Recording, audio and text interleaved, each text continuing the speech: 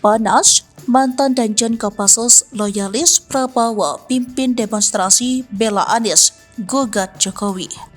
Mantan Danjen Kopassus Maijen Purna TNI Sunarko turun dalam gerakan desak hak angket kecurangan pemilu dan pemakzulan Jokowi sejak 18 hingga 20 Maret 2024.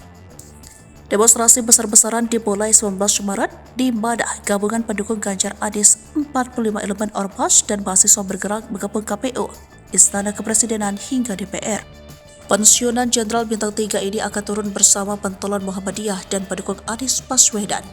Sunarko mengafirmasi rencana demo di depan kantor KPU RI hari Senin ini, 18 Juli 2024, insya Allah saya akan ikut turun dengan rakyat, ujarnya. Diketahui Sunarko, mantan loyalis Prabowo Subianto di Pilpres 2019, kini membela Anies Baswedan. Karirnya sangat terang di TNI, tercatat pernah menjabat Pangdam, Iskandar Muda Aceh, Danjen Kopassus dan Komandan Pusenif.